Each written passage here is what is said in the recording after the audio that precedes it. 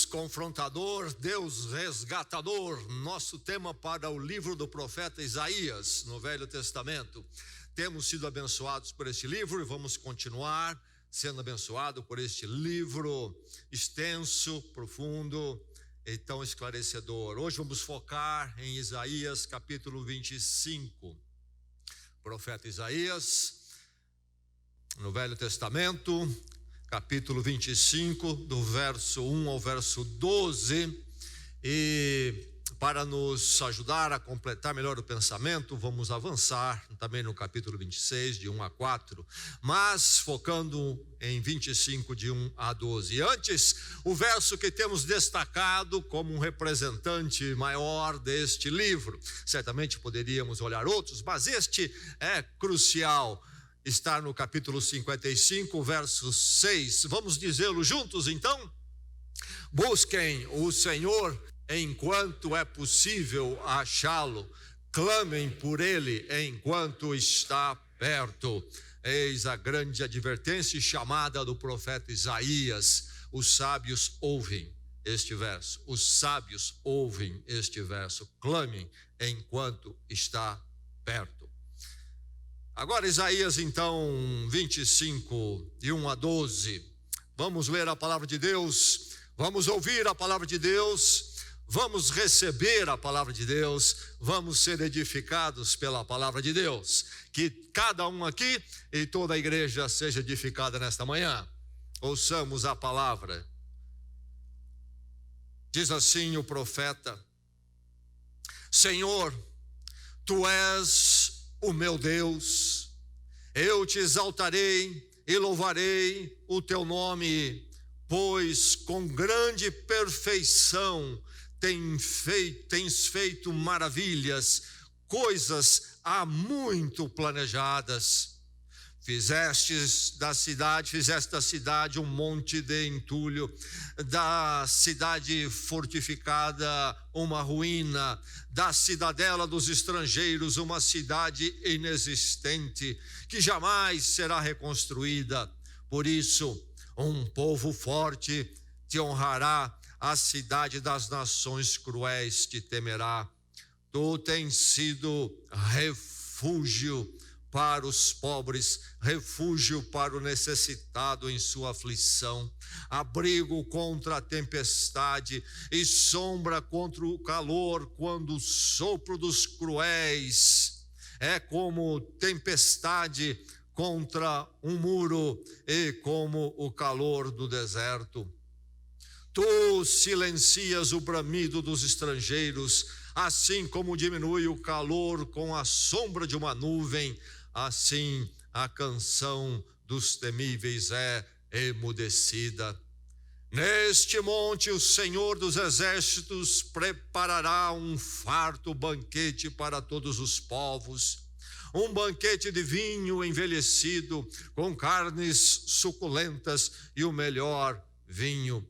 Neste monte ele destruirá o véu que envolve todos os povos, a cortina que cobre todas as nações, destruirá a morte para sempre.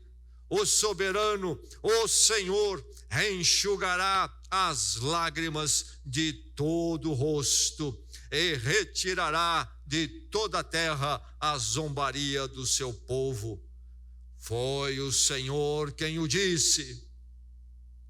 Naquele dia dirão: este é o nosso Deus, nós confiamos nele e ele nos salvou. Este é o Senhor, nós confiamos nele, exultemos e alegremo-nos, pois ele nos salvou. Pois a mão do Senhor repousará sobre este monte, mas Moabe será pisoteado em seu próprio lugar, como a palha pisoteada na esterqueira. Ali Moabe estenderá as mãos como faz o nadador para nadar, mas o Senhor abaterá o seu orgulho, apesar da habilidade das suas mãos. Abaterá as torres altas dos seus altos muros e os derrubará. Ele os lançará ao pó da terra. Naquele dia, este cântico será entoado em Judá. Temos uma cidade forte, Deus estabelece a salvação como muros e trincheiras. Abram as portas para que entre a nação justa, a nação que se mantém fiel. Tu, Senhor, guardarás em perfeita paz aquele cujo propósito está firme, porque em ti confia. Confiem para sempre no Senhor, pois o Senhor, somente o Senhor, é a rocha eterna. O verso 1 do capítulo 25 diz: Senhor, tu és o meu Deus, eu te exaltarei e louvarei o teu nome, pois com grande perfeição tens feito maravilhas, coisas há muito planejadas. Coisas há muito planejadas. E o verso 6 diz: neste monte, o Senhor dos exércitos preparará um farto banquete para todos os povos. E o verso 7 diz: neste monte, ele destruirá o véu que envolve todos os povos, a cortina que cobre todas as nações, destruirá a morte para sempre. E o verso 9 diz: naquele dia dirão: este é o nosso Deus, nós confiamos nele e ele nos salvou. No capítulo 26, o verso 3 diz: tu, Senhor, guardarás em perfeita paz aquele cujo propósito está firme, porque em ti confia. Verso 4: confiem para sempre no Senhor, pois o Senhor, somente o Senhor, é a rocha eterna. Esta é a palavra de Deus.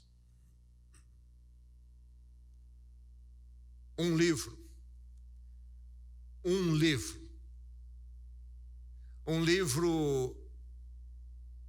de ficção, um livro de uma novela, enfim, um livro de uma história. É um enredo, de começo ao fim. Há uma continuidade. E, principalmente, não somente tem um princípio, mas tem um fim, isto é, tem uma conclusão. Por isso, o livro, no seu todo, sempre tem um nexo. E nós, se lemos um livro, nós ficamos aguardando até a conclusão, o nexo. Nós queremos saber qual é o nexo da história, qual é o sentido dela, qual é o significado dessa história. E nos envolvemos com o enredo, os aspectos e o avançar e o dramatizar, até que então a conclusão nos dê o nexo e possamos então realmente apreender, entender e desfrutar daquele livro plenamente. Agora, um livro é constituído de capítulos e ele é constituído também de parágrafos, capítulos, partes maiores, divisões maiores, parágrafos, partes menores, e poderíamos ir mais longe e dizer que os parágrafos também são divididos em partes ainda menores, e assim dos partes menores para as maiores, é que finalmente temos o livro todo e o nexo com começo e conclusão. Quando nós pensamos na fé cristã, na obra de Deus de salvação, nós temos que lembrar a dimensão dela, e a ideia do livro, da constituição do livro, ilustra muito bem para nós. Nós, como crentes, precisamos ganhar essa ideia. Nos dias de hoje, há uma superficialidade entre os chamados evangélicos, onde se perdeu essa visão, e por isso a pregação, a fala e até a música é muito superficial em geral. certamente há aquilo que eu considero exceções. Um equívoco do ponto de vista existencial e espiritual muito comum aos pagãos, isto é, aqueles que são de fora da fé. Qual é? Eles querem buscar encontrar uma resolução e então uma revelação restrita ao agora, ao momento em que estão vivendo. Então, as pessoas têm um dado problema, um dado desafio, e lá vão eles atrás de algum lugar, de alguém que vai tratar com eles e falar estritamente sobre aquele drama do momento deles. E aí nós vamos ver na expressão talvez mais popular disto, quando você vê aqueles cartazinhos pregados aqui e ali, às vezes nos postes, que resolve o problema do amor, por exemplo. Então o sujeito está numa crise lá sentimental, ele vai lá, a pessoa faz uma dada coisa, tem uma técnica lá, varia, são diversas, e você ali vai ter uma resolução para aquele momento. E assim vão para outras experiências de ordem espiritualistas, e isto é muito comum nas religiões, então, fora da religião bíblica do Evangelho de Jesus Cristo. E o equívoco se torna mais trágico e maior quando, então, no movimento chamado evangélico, quando, então, aqueles que se dizem crentes, discípulos de Jesus Cristo, têm a mesma visão do relacionamento com Deus em relação aos seus momentos. E vivem e pensam que a fé cristã é uma questão de uma resolução restrita ao momento em que vivem. E o hábito comum daqueles que não entendem a fé, e lamentavelmente daqueles que dizem entender a fé, serem discípulos de Cristo, salvos pela graça, através da morte de Cristo na cruz e nasceram de novo, o equívoco também deles, lamentável, qual é? Por exemplo, eu vou à igreja hoje para ouvir o que Deus tem para o meu problema que eu estou vivendo agora. E o pastor é visto como um cartomante aqui no púlpito. E ficam escutando o pastor com aquilo que eles têm na cabeça. E quantas vezes dizem para mim que eu preguei, falei, e não falei nada daquilo que ele está dizendo que eu falei. Fez uma interpretação, uma ginástica que viesse coadunar com o momentinho que ele está vivendo. É verdade que nós temos momentos, e isto constrói a nossa vida. Mas o entendimento da fé cristã e da nossa vida, então, em relação ao todo dela e aos seus momentos, não pode ser tratado assim, não é desta forma. Veja, nós estamos lendo aqui o profeta Isaías, estamos falando aqui de palavras escritas por volta de 700 e tanto antes de Cristo. A história da salvação, a obra de Deus redentora não começou ontem, não começou com você. A sua vida está inserida num contexto muito maior, como a de Isaías estava 700 anos antes de Cristo. Precisamos entender o Evangelho, a salvação, e então a palavra de Deus que nos traz tudo isto, como esta grande história na qual estamos inseridos. E os nossos momentos precisam ser tratados não como uma individualidade em si, e que então tem a resposta que eu quero aqui, como é que eu vou manejar esse desespero que eu vivo hoje, mas sermos ensinados e tratados no todo da história. E os nossos momentos isolados serem iluminados pelo todo, e não uma iluminação isolada neles apenas. Certamente há um caminho que Deus mostra para nós no nosso momento ali, mas isto jamais sem considerar o todo. E a maior parte das vezes, se há alguma luz para nós, esperança e força para o momento que estamos vivendo, será quando nós observarmos e lembrarmos do todo da história que Deus tem realizado, está realizando e haverá de realizar até um cume. A dificuldade social, cultural comum qual é? É se adequar a planejamento. As pessoas não gostam de planejamento, porque planejamento envolve ordem, e colocou ordem parâmetros limitadores do que podemos fazer, não podemos fazer, e logo vem uma reação: alguém quer fazer diferente, eu não aceito, comigo tem que ser diferente. Talvez as regras são para vocês, mas não são para mim. É uma dificuldade comum cultural, e nós precisamos lembrar que o nosso Deus é um Deus planejador e que tem uma história ampla. Não é isto que Isaías diz aqui: tens feito maravilhas, coisas há muito planejadas. Eu pensei que Deus começou comigo. Muito antes de mim, Deus vem escrevendo uma história. Quem sou eu nessa história? Um pequenino parágrafo. E esse parágrafo vai ter sentido e significado onde e como? Dentro da grande história. E se eu sou um pequenino parágrafo, quem sou eu? Então, algumas palavras quebradas em algumas letrinhas. O meu momento é uma letrinha. Essa letrinha isolada não tem nenhum significado e sentido, fica um absurdo. Ela só tem significado e sentido quando eu olho o livro todo. Deus tem um plano e eu estou dentro desse plano que extrapola uma resolução, um sentido isolado no momento que eu vivo e até mesmo o momento da minha vida que seja algumas décadas aqui neste mundo. E aí a pergunta então que todo ser humano precisa fazer, e eu espero que você já tenha feito, é esta: qual é o plano? Qual é o grande plano? Qual é a grande história? Qual é o grande plano, a grande história dentro do qual você está inserido? Sabe, o pensamento hoje em dia dominante, mais de vanguarda, diz que não há uma grande história. E, por isso, tem uma definição, uma visão de vida do absurdo, do vazio. Você está inserido em alguma grande história ou não?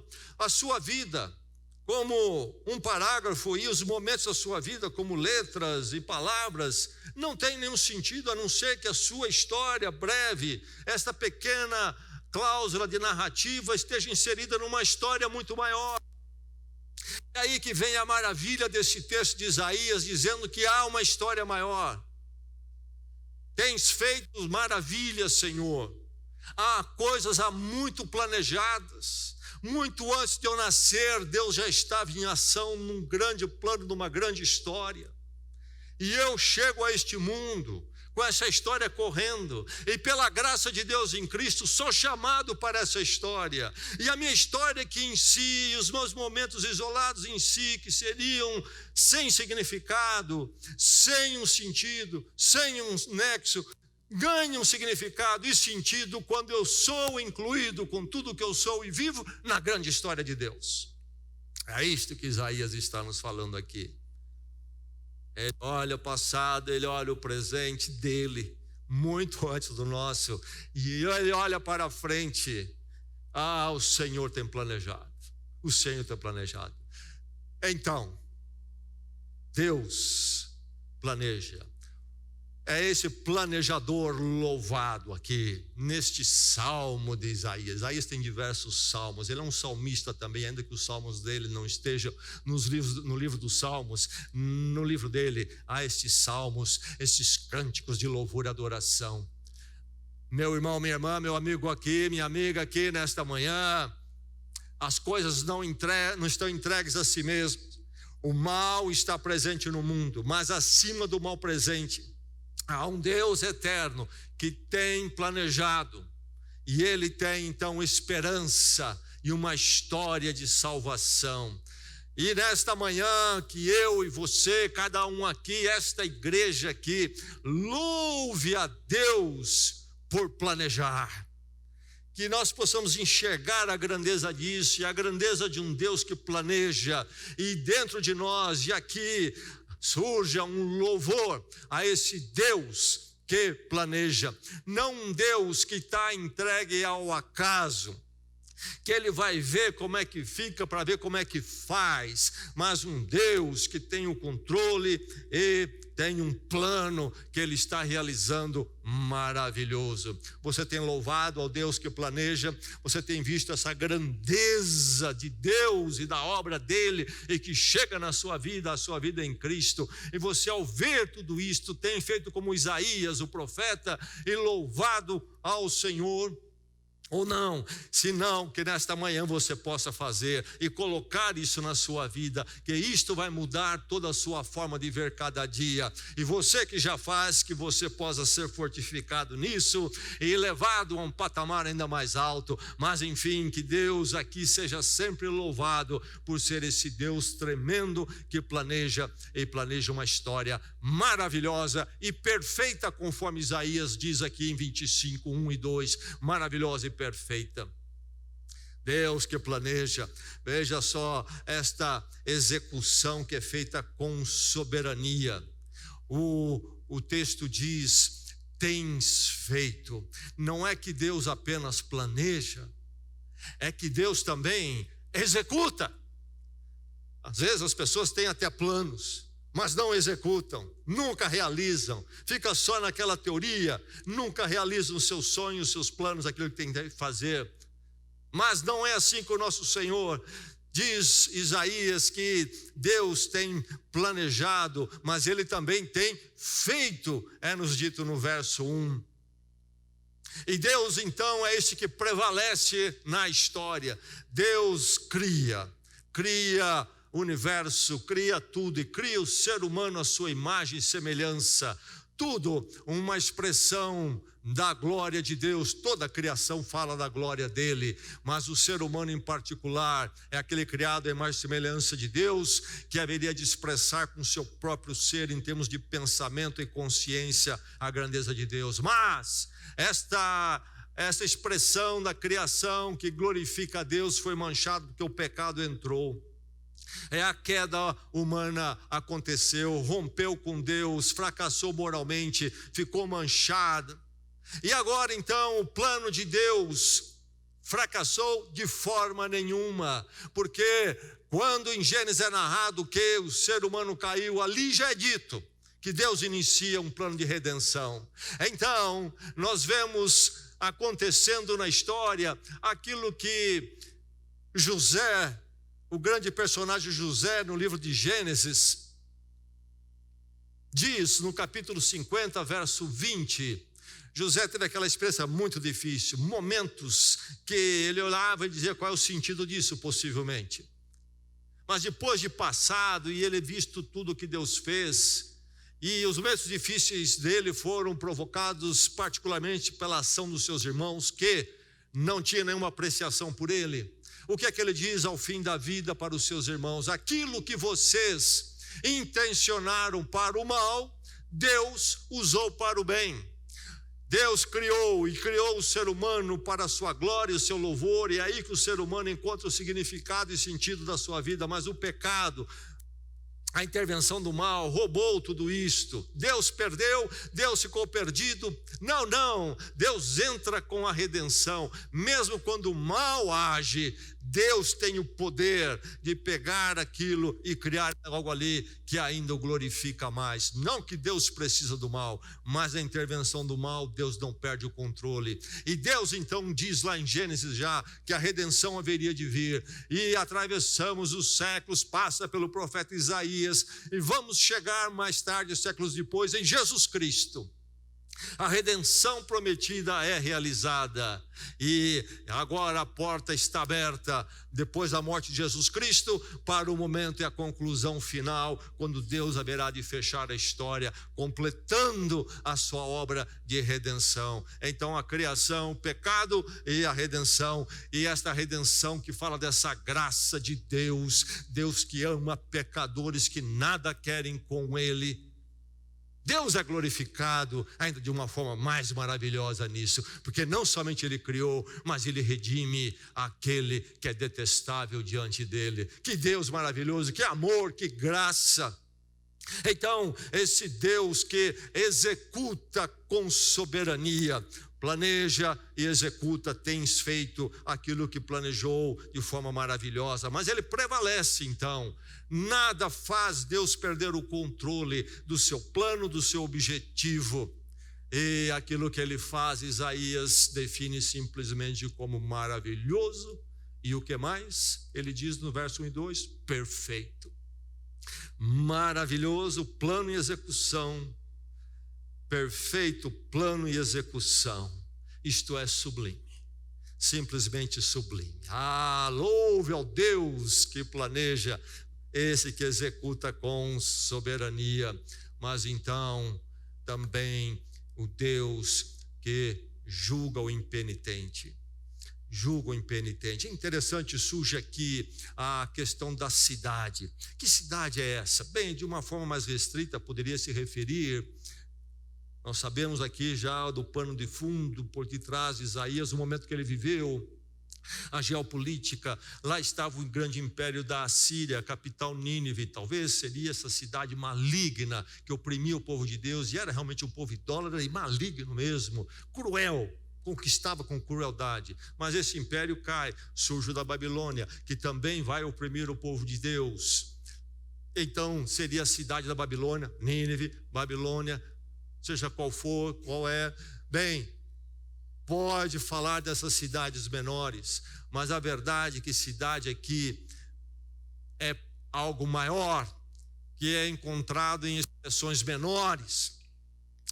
Cidade, que cidade é essa? É estrutura humanista, são as estruturas montadas pelo ser humano como a sua própria redenção, estruturas, organizações que o ser humano faz, achando que elas, através da sua criatividade, da sua organização, haverá de trazer a salvação, a redenção do ser humano dos caminhos difíceis. E aí surgem as ideologias e as organizações políticas sociais. Então, cidade aqui é todo esse empreendimento humano. Mas, diz o verso 2, que a cidade é reduzida a um monte de entulho. Veja o julgamento de Deus. Essas pretensões humanas todas são reduzidas a um monte de entulho. Nós vemos isto acontecendo na história com as diversas cidades, os diversos projetos humanos. O pensador, o teólogo Agostinho, do quarto século, escreveu uma obra que até hoje é lida e comentada, A Cidade de Deus, e ele fala desse paralelo na história entre a cidade de Deus e a cidade dos homens. As cidades dos homens se levantam e caem, se levantam e caem. Assim será com os projetos humanos, até que finalmente um dia será cessado toda a possibilidade da cidade dos homens. Tudo a um monte de entulho. Chega esse dia, Isaías vê esse dia, ele canta esse dia. O julgamento dos impenitentes vem. Ele fala de Moabe. Moabe é um povo vizinho ali de Judá, onde ele está, o reino do sul. E é um povo que tem uma história longa como vizinho do povo de Israel, e sempre um relacionamento difícil. Moabe, já nos dias do rei Davi, no 10º século, então, mais ou menos 200 e tantos anos antes de Isaías, já dava trabalho para o povo de Deus, Israel. Aliás, até antes, quando conquistaram a terra, por volta de 1400 a.C., ali Moabe já é narrado na Bíblia como dando problemas para eles. E Moabe, então, diz aqui Isaías que ele será julgado também no verso 10. No final, então, já do capítulo 25, ele fala do julgamento de Moabe. Será que ele está zerando em Moabe e apenas nesse povo? Não, Moabe aqui, nas suas atitudes, é uma representação de algo maior. Ele fala dos povos na sua malignidade. As culturas humanas, então, as sociedades são marcadas pela malignidade. Moabe era um povo idólatra, um povo terrível. Nós encontramos informações sobre Moabe Por exemplo, em 2 Reis 3, nas Escrituras, e ali nos falado sobre a ação do rei Messa. Cultuavam o deus Quemós.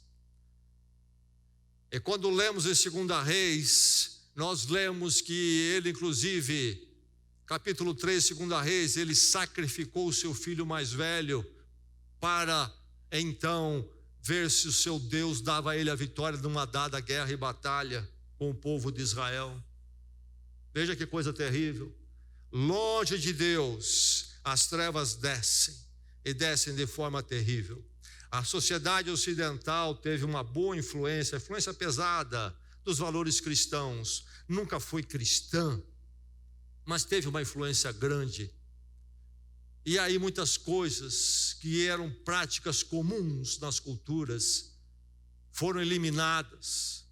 Por exemplo, em Roma havia o jogo dos gladiadores no Coliseu, que está em pé até hoje lá em Roma, aquele tipo de estádio. E ali se colocava pessoas para lutar com feras ou um com o outro até a morte. Até a morte. E eu acho interessante ver nos nossos dias como, conforme a influência cristã vai desaparecendo da nossa cultura, essas coisas começam a ser reavivadas novamente. Hoje o apreciado é a luta que leva até o sangue rolar, até o sangue literalmente rolar em abundância nos ringues. É essa que tem sucesso na televisão e de público. Messa sacrificou o seu filho ao deus Quemós. Hoje se sacrifica crianças facilmente no altar do Deus da conveniência. Você tem uma ideia quantos abortos são realizados por conveniência? Quando surge o debate, logo surge o debate, olha, mas a mulher que foi estrupada, aquele negócio tudo. Mas na verdade, na prática, não é isso. É por conveniência e demanda. O Deus da conveniência acaba com vidas. E assim vai acontecendo. Os povos são malignos. Deus deixa algum controle, porque senão a coisa desembesta mesmo. Somos Moabe, se não for a redenção de Deus em Cristo.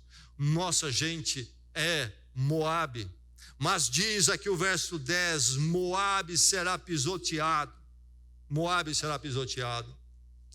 Como Moabe foi na sua maldade, aliás, o que é dito em 2 Reis 3 é confirmado na pedra de Moabe, ou a estela de Messá, que está no Museu do Louvre, dos maiores museus do mundo, aquele que está lá em Paris, na França. Uma pedra, na verdade um monumento, uma placa de pedra grande, mais ou menos 1,15 m por uns 60 centímetros de largura. E ali essa pedra foi achada em 1868, foi adquirida, e nela é narrado justamente esta batalha e vitória, ou a luta do rei Messa. E então aquilo que temos em 2 Reis está lá nesta pedra que foi encontrada, que foi feita pelo próprio rei naquela época, como monumento, o monumento da sua vitória, da sua luta, da sua batalha. Mas enfim, os Moabes todos do mundo serão pisoteados, diz aqui o verso 10. Deus não perdeu o controle, todo o mal, toda a estrutura humana será derrubada. E veja a arrogância, o termo usado são torres altas e fortificadas. Nós encontramos no verso 2 e no verso 12 essas expressões. O que são torres altas e fortificadas que Deus vai derrubar? É a expressão arrogante humana, que se exalta e se levanta. Torres altas e fortificadas, achando que eles têm o controle das coisas e o poder está em suas mãos, e que eles em si são donos do presente e do futuro. Diz aqui que tudo isto será derrubado. E diz o verso 11 que Deus abaterá o seu orgulho. Deus abaterá o seu orgulho. Toda essa exaltação humana diante de Deus, esse não submeter-se a Deus, à verdade de quem Deus é, e a verdade é quem nós somos, e querendo inverter tudo e acharmos que nós somos Deus, e isto será colocado no lugar, porque tudo isso é mentira.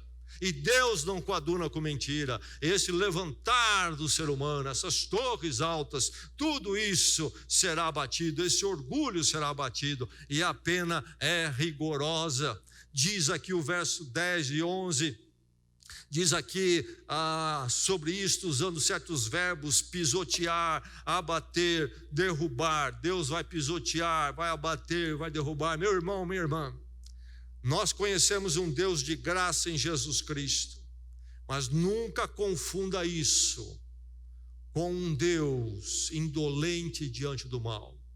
A própria cruz de Cristo, que nos permite nos alinhar com Deus novamente, já é uma demonstração que Deus tem uma ira e Ele tem um julgamento do mal. Por isso Cristo foi à cruz por nós.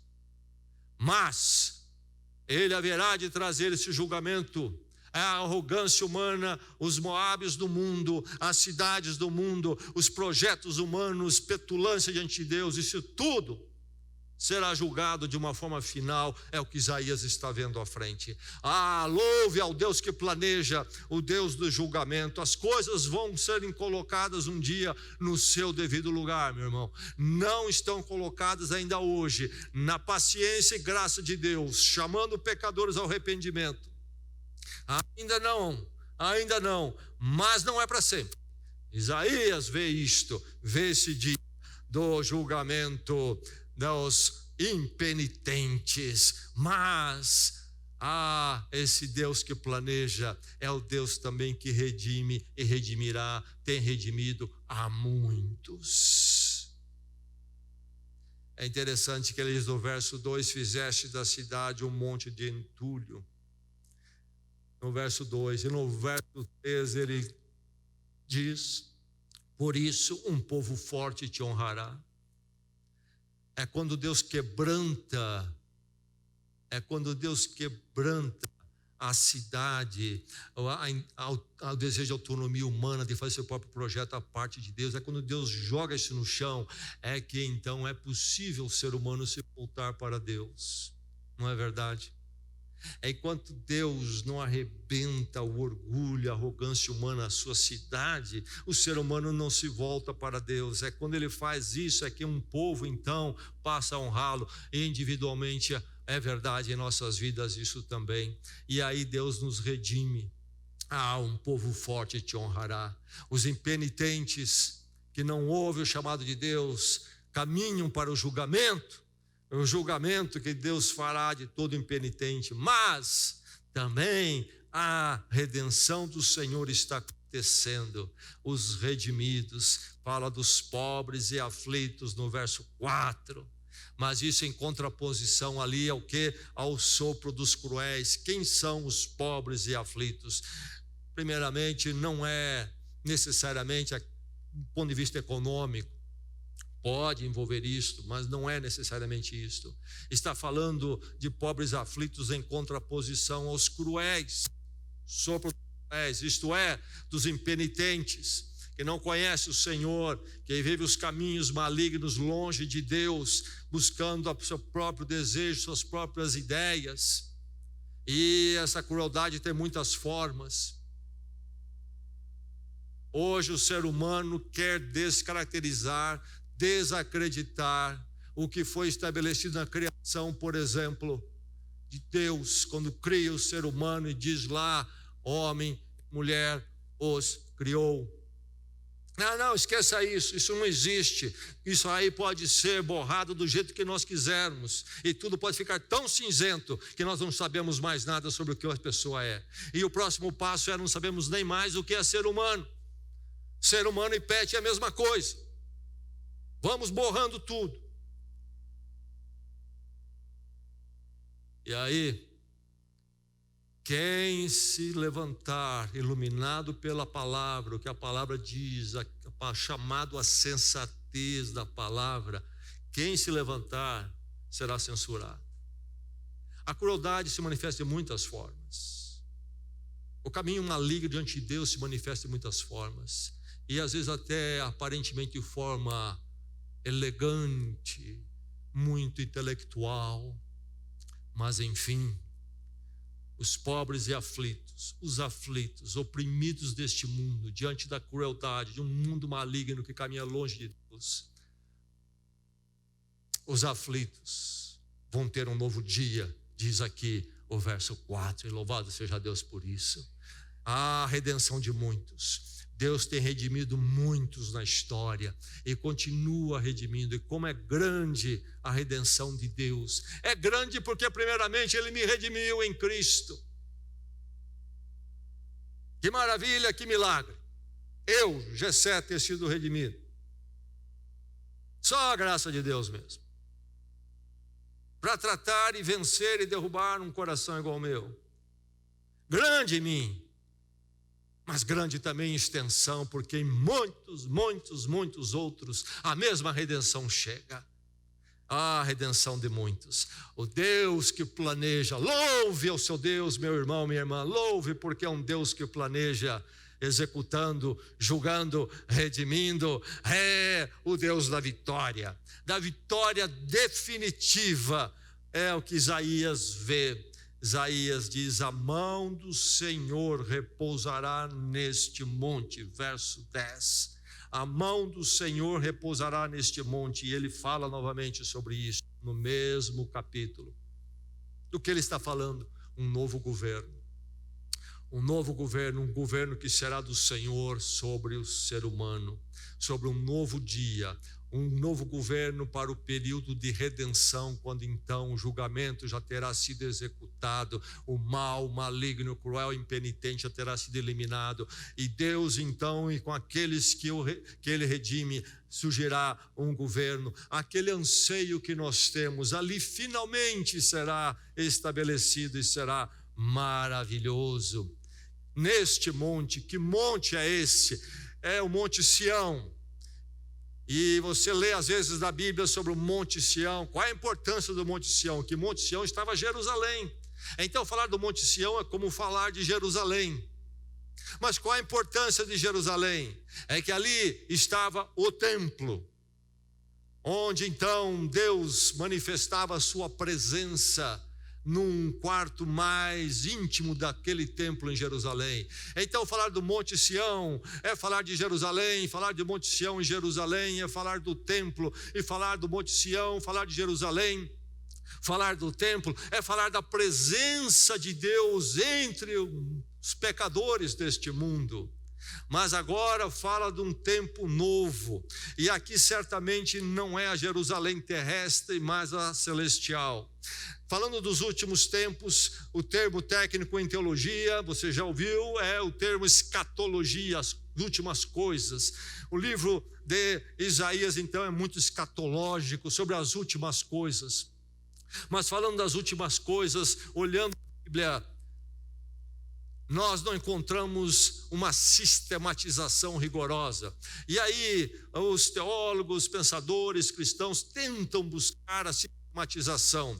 E nem sempre consegue se fazer isto de forma perfeita, porque não é assim que a Bíblia procura trabalhar a questão conosco. Alguns pensam num tipo de milênio, outros até pensam que não haverá milênio, ou que o milênio já está acontecendo, e então com milênio, sem milênio, mas finalmente virá o novo céu e a nova terra. Estas coisas são muito claras na Bíblia. Haverá sim a nova Jerusalém, o novo céu, a nova terra, quando então ali não habitará mais os cruéis, o mal, a malignidade, porque terão sido julgados de forma definitiva, e a redenção do Senhor, dos redimidos, trará ali, sob o governo de Deus, finalmente um país para nós, uma nova terra, um novo céu, onde o mal não é mais presente, onde a angústia e a aflição não estarão mais ali. E nós ficamos achando que será eliminado aqui e agora. Estamos cheios de pregação e pregadores dizendo que isto é possível e que deve acontecer na sua vida aqui e agora. E aqueles trazendo um acalanto, pregações é um tipo de acalanto, um anestésico, para nos sentirmos mais quentinhos e gostosinhos no momento que estamos vivendo, como se fosse possível num mundo cheio de tanto mal. A verdade é que nós não vamos realmente experimentar esta paz e a ausência da aflição e da opressão e dos contratempos, até que chega esse dia, quando a mão do Senhor há de repousar no governo da Jerusalém celestial. E aí sim, nós estaremos ali naquele lugar maravilhoso. Neste monte, expressão de Isaías no verso 6, no verso 7, no verso 10. Neste monte. Seria um milênio? Aqui parece-me que não, porque fala que a morte será eliminada, por exemplo. E nós sabemos que na descrição do milênio, no Apocalipse, a morte está presente. Ela só é eliminada no capítulo 21 de Apocalipse, nos novos céus, a nova terra, quando desce a Jerusalém celestial. Mas enfim, o que é certo? É certo que Deus vai colocar um governo e os remidos estarão debaixo desse governo e eles viverão então numa realidade, num novo contexto maravilhoso, onde o governo de Deus será total e amplo e nenhum mal estará presente. Esse dia chegará, diz Isaías, louvado seja o Senhor. O Deus da vitória definitiva. Olha o que ele diz sobre esta vitória definitiva. O Senhor destruirá o véu e a cortina, no verso 7. Que véu e cortina são estas? O véu e a cortina da incredulidade, porque os remidos serão resgatados da sua incredulidade. Não veem Deus, não conseguem ver Deus, não têm interesse em ver Deus. Há uma cortina, Deus vai tirar isso, e vai tirar então a dor da separação de Deus, a dor que vem dessa separação de Deus, vivendo, querendo criar suas cidades, querendo ser Moabe, vivendo como Moabe. Vivemos o que como ser humanos? De utopia em utopia, esperando não realizados, sofrendo e sofrendo sempre. E nos nossos dias, como sofremos? Como o ser humano está sofrendo? Suicídio está em alta. Mutilação está em alta, inclusive entre jovens, quando deveriam estar cheios de esperança. Celular na mão, tecnologia para todo lado, suicídio crescendo, drogas aumentando, drogas ilegais, o uso de drogas legais para tentar acalmar. Grande agonia, e vemos ideias absurdas crescendo, e o ser humano cada vez mais confuso, ele já não sabe nem mais quem ele é. O véu e suas consequências, Deus há de remover isto, a incredulidade e todos os efeitos da separação. Mas diz o verso 8, meu irmão, minha irmã, escute, ele enxugará as lágrimas de todos. Oh, maravilha! Este é um mundo que nós vamos verter muitas lágrimas ainda, já vertemos muitas, e haveremos de verter. Meu irmão, a explicação, o nexo, não é dado pelo momento. Nossas lágrimas ganham um sentido, um significado quando elas fazem parte de uma grande história. Deus tem o seu dia para enxugar essas lágrimas. O Apocalipse, no capítulo 21, diz exatamente isso também, nova terra e novos céus. Ele enxugará toda a lágrima. Não choraremos mais naquele país, no governo de Deus. Mas diz mais o verso 8, destruirá a morte para sempre. Por enquanto, nós vivemos com a morte. É a dura realidade. O apóstolo Paulo vai falar que é o inimigo último maior.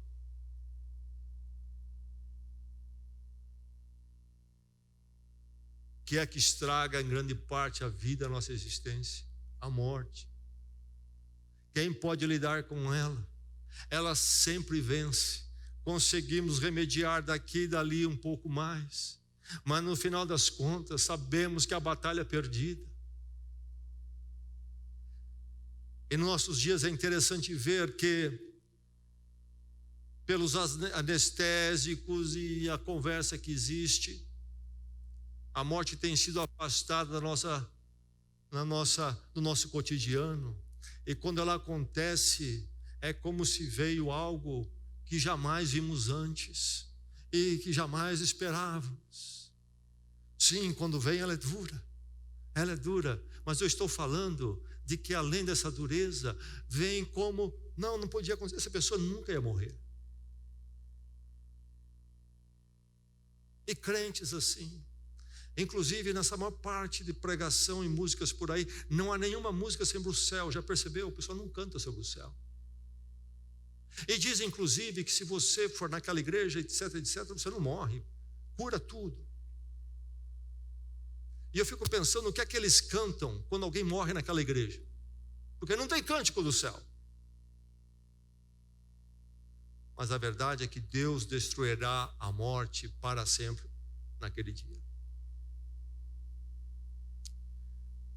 Naquele país, debaixo do governo de Deus, quando a mão de Deus repousar sobre aquele monte, meu irmão, nós vamos andar pelas ruas, não vamos encontrar pessoas chorando. Deixe-me dizer que naquele país não vai haver, você não vai encontrar, você vai andar pelas cidades de Nova Jerusalém, você não vai encontrar uma cadeia, você não vai encontrar um hospital, você não vai encontrar um cemitério. Deus destruirá a morte para sempre. E mais, verso 6. Ele preparará um farto banquete. Aquele banquete. Nós fazemos os nossos pequenos banquetes, mas eu espero que você saboreie cada pequeno banquete, meu irmão, de uma forma espiritual mais elevada. Que você veja ali uma liturgia do verdadeiro banquete que há de vir. Porque esse que nós celebramos aqui é pequeno, ele é efêmero, ele é passageiro. Se ele for para nós uma expressão, um símbolo daquele grande que nós aguardamos, será um momento litúrgico maravilhoso na presença de Deus. Por isso nós paramos e oramos antes. E queremos fazer daquele momento uma celebração na presença de Deus e aguardando o grande banquete. Jesus Cristo não falou: não beberei com vocês deste cálice até que eu beberei novo no reino de Deus. As bodas do Cordeiro casando com os remidos, a igreja do Senhor. O grande banquete há de acontecer. E pela graça de Deus, eu estarei lá. E que pela graça de Deus, cada um de nós esteja lá. É a grande história, é o grande plano de Deus. Louve ao Deus que planeja e planeja finalmente com esta vitória definitiva, quando aí sim as coisas serão colocadas no lugar, meu irmão. Enquanto atravessarmos este mundo, as coisas nunca estarão no lugar. Por isso, cuidado por querer interpretar Deus, fé cristã, apenas no momento. Porque esse momento é uma partezinha da história, quando as coisas ainda estão fora do lugar. E você vai conseguir atravessar e lutar através desses momentos, enquanto há, por exemplo, morte e lágrimas, e o cruel está à sua volta, e a crueldade, Moabe, é o lugar onde você habita, no meio deste povo. Você vai atravessar isso se você ver tudo isto dentro da grande história de Deus. Louve ao Deus que planeja. Um louvor para quem conhece, quem ouve a palavra, um louvor irresistível, um louvor eterno. O louvor que eu levanto hoje será algo que fará todo sentido ser levantado mais uma vez lá naquele grande banquete por toda a eternidade, porque é o Deus vitorioso do plano redentor. 25:9 diz: naquele dia dirão: este é o nosso Deus, nós confiamos nele e ele nos salvou. Este é o Senhor, nós confiamos nele exultemos, alegremo-nos, pois Ele nos salvou. O que quer dizer o nome de Isaías? Yahvé salva, Deus salva. E o nome de Jesus, Jesus tem um significado semelhante. Este é o Senhor, nós confiamos nele, exultemos e alegremos, pois Ele nos salvou. Nós entendemos esse parte hoje, na nossa pequenina fé, nós cremos nisso, talvez isso de uma forma até vacilante, mas vai chegar aquele dia, dizer naquele dia que nós vamos olhar, não é que Deus fez isto. A nossa incredulidade será sacudida naquele dia. E no capítulo 26, o que ele diz, no que nós lemos no início dele: Tu, Senhor, guardarás em perfeita paz aquele cujo propósito está firme. Porque o momento faz todo sentido? Não. Porque em todos os seus momentos, o quê? Porque em ti confia. Tu, Senhor, guardarás em perfeita paz. Quem? Aquele cujo propósito está firme. Por que está firme? Porque em ti confia, por isso está em perfeita paz. E ele diz mais: confiem para sempre no Senhor, pois o Senhor, somente o Senhor é rocha eterna. O resto é efêmero, passageiro, seja o que for, seja que cidade for, seja que Moabe for, torres fortificadas, é tudo passageiro. Confie para sempre no Senhor, pois o Senhor, somente o Senhor é rocha eterna. Louvado seja Deus pelo seu vitorioso plano redentor que chega às nossas vidas em Cristo Jesus. Vamos orar.